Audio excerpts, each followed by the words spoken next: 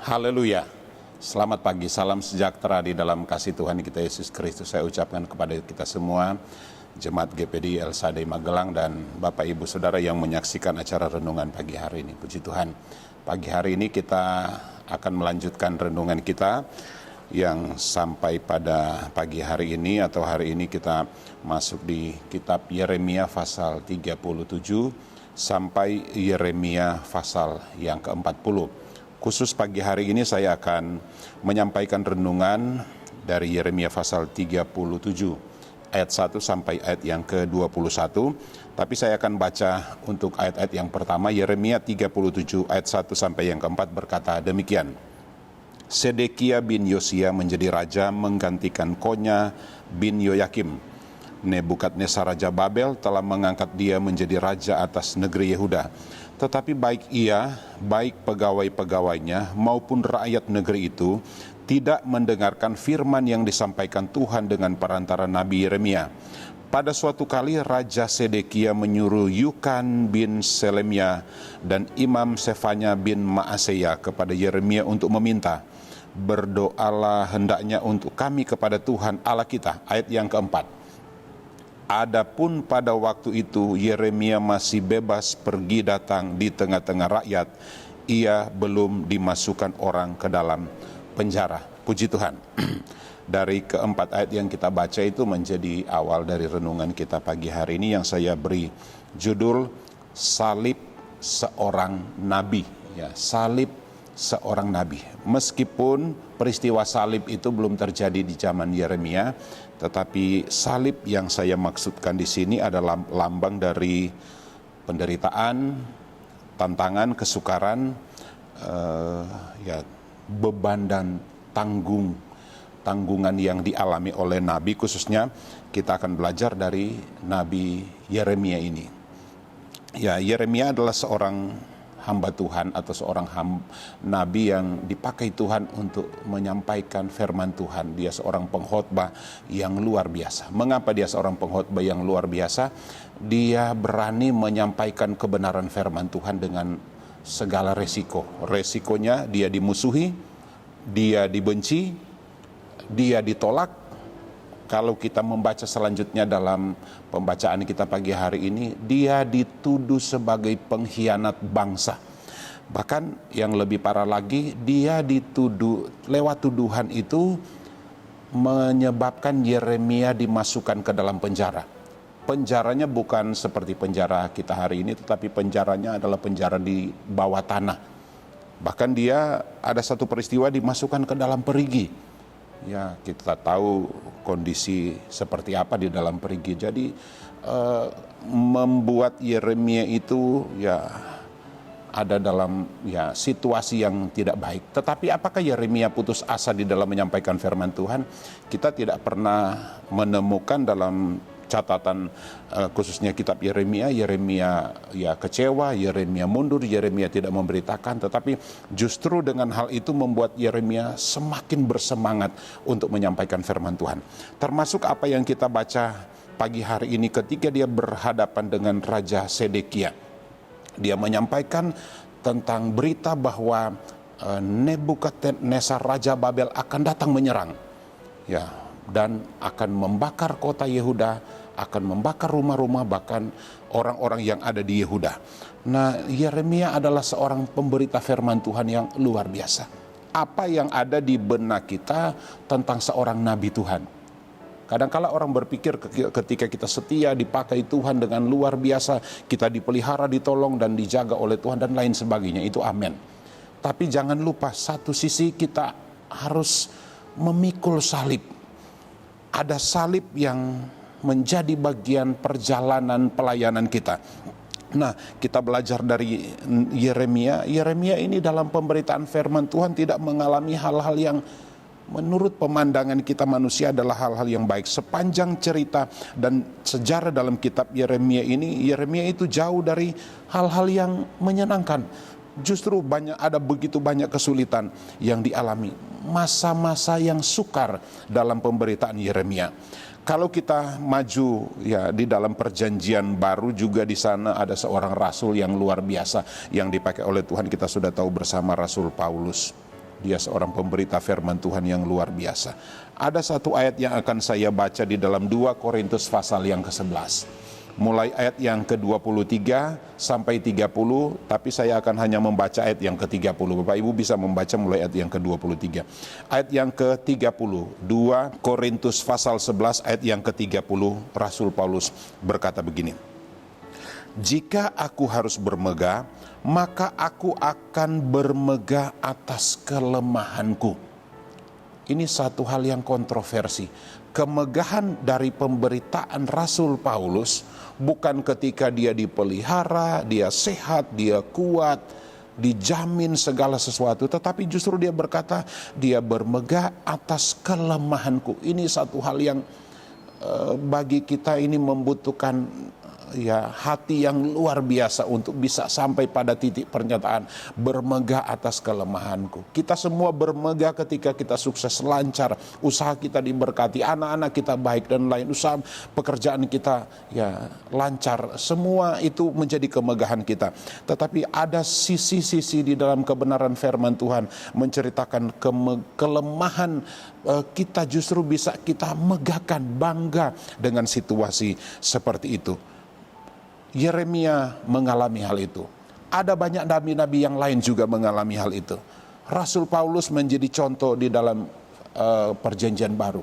Bahkan Tuhan Yesus sendiri, dia sudah mengalami hal yang luar biasa. Tetapi ini menjadi contoh dan teladan bagi kita. Di hari-hari yang sulit ini, bagaimana kita sebagai orang yang percaya dapat memaknai salib itu. Salib itu menjadi identitas kita orang percaya. Setiap bagian rumah kita ada tempat-tempat tertentu yang kita taruh salib. Kita juga kadang-kala memakainya sebagai perhiasan. Tapi tidak hanya sampai di situ. Apakah dengan kesulitan-kesulitan yang kita alami hari-hari ini membuat kita bermegah di dalam Tuhan? Atau sebaliknya menjadikan kita mengeluh, orang yang bersungut-sungut, orang yang berbantah-bantah, bahkan mungkin sudah ada yang meninggalkan Tuhan karena kesukaran dan kesulitan. Kita belajar lagi dari pembacaan kita pagi hari ini bahwa Yeremia tidak mengambil langkah mundur meninggalkan salib itu, tetapi dia tetap mempertahankan imannya. Dia tetap dapat menyampaikan di tengah-tengah kesulitan, tantangan, persoalan yang dia hadapi. Dia tetap punya sikap yang optimis, tetap setia memberitakan firman Tuhan sekalipun nyawanya sendiri sebagai taruhannya. Bapak Ibu saudaraku yang dikasih oleh Tuhan, pagi hari ini kita sudah melewati hari-hari yang kita sudah lalui.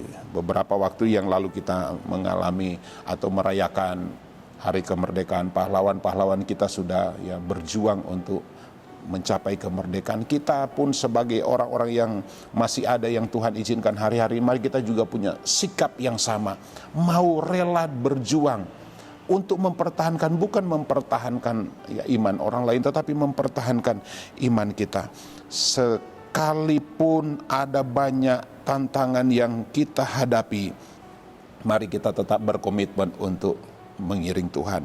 Ada beberapa ayat di dalam ada Injil Matius, Markus. Matius pasal yang ke-16 ayat 24 berkata begini. Lalu Yesus berkata kepada murid-muridnya, setiap orang yang mau mengikut aku, ia harus menyangkal dirinya, memikul salibnya dan mengikut aku.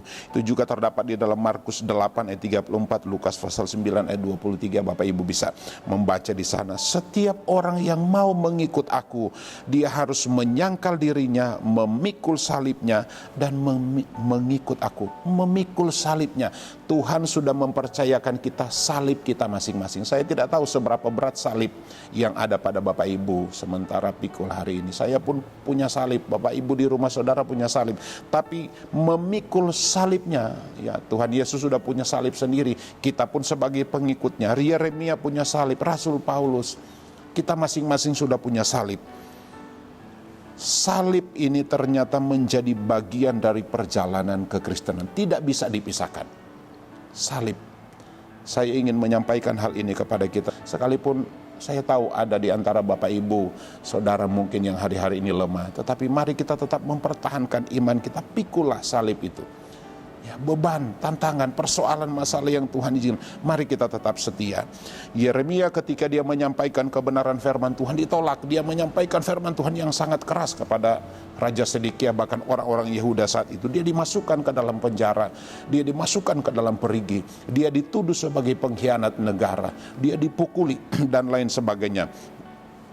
Tapi Yeremia tetap menyampaikan firman Tuhan. Sedekia sebagai seorang raja, ketika dia meminta petunjuk kepada Yeremia, kita sudah baca tadi, ketika Yeremia menyampaikan firman Tuhan, dia tidak mau mendengar, dia tidak mau menanggapi, malah dia menangkap Yeremia dan sekali lagi menyesah Yeremia, memasukkan ke dalam penjara. Ini salibnya Yeremia. Poin penting yang dapat saya bagikan bagi kita semua pagi hari ini, kita semua harus siap untuk hal ini. Siap dalam hal apa? Siap untuk memikul salib.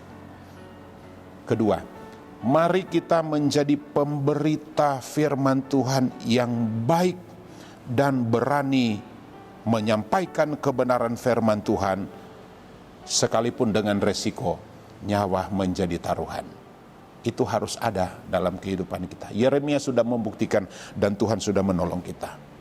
Poin penting selanjutnya, ingat, Tuhan pasti beri kekuatan kepada kita dalam kita menanggung beban, dalam kita memikul salib.